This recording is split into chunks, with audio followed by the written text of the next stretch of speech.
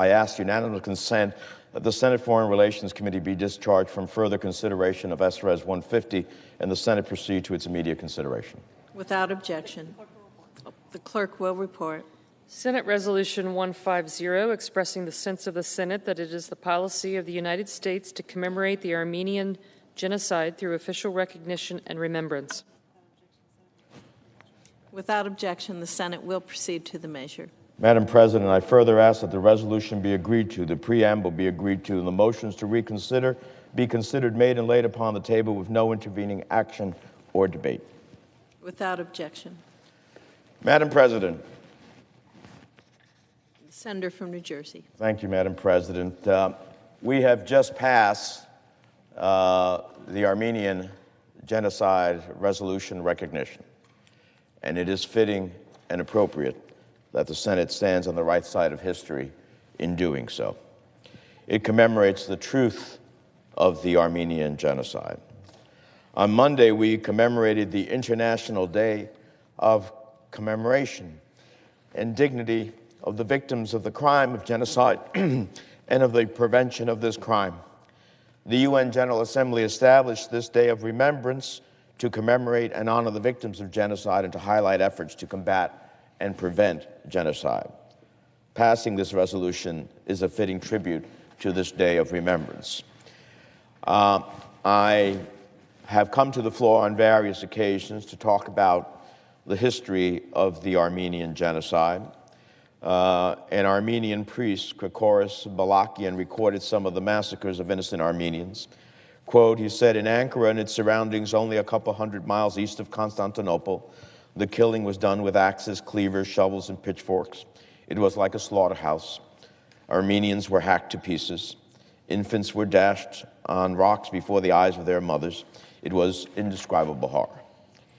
Even when Armenians were supposedly deported, the conditions they were forced to live in made clear that Turkey's ultimate goal was to eliminate the Armenian people.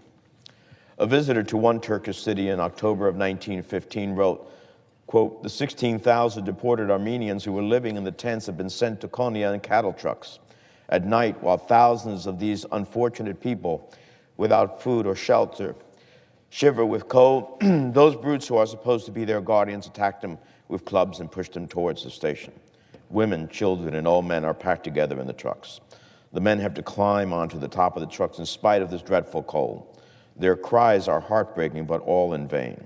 Hunger, cold, and fatigue, together with the government's deeds of violence, soon achieved the extermination of the last remnant of the Armenian people. Henry Morgenthau, the U.S. ambassador to Turkey from 1913 to 1916, understood full well what was transpiring. He left his post in early 1916 because, as he later recalled, quote, my failure to stop the destruction of the Armenians had made Turkey, for me, a place of horror. Madam President, American diplomats like Henry Morgenthau were on the ground in Turkey, and they made heroic efforts to help the Armenian people.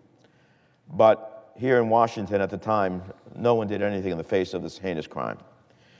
As former UN Ambassador Samantha Power wrote in her Pulitzer Prize-winning book, A Problem from Hell, America's non-response to the Turkish horrors established patterns that would be repeated. As my colleague from Texas, my co-sponsor, who has been such a stalwart advocate with me, has very often noted, this is the first genocide to be recorded in the century. We know all too well the horrors that would be repeated later in the 20th century with the Holocaust and other genocides around the world. So here in the Senate today, we break those patterns. We join the House, who voted to do so by passing a resolution affirming the facts of the genocide, 405-11. Today, the Senate shows the same resolve. I'm deeply grateful to Senator Cruz for his stalwart leadership on this issue, to the 27 other senators from both parties who have co-sponsored the resolution and demonstrated their commitment to the truth, and the truth is finally will set us free. I am thankful that this resolution has passed at a time in which there are still survivors of the genocide.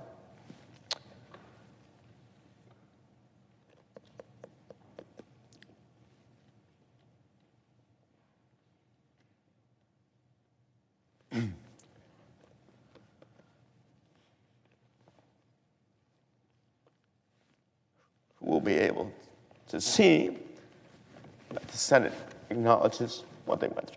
With that, Madam President, I yield the floor.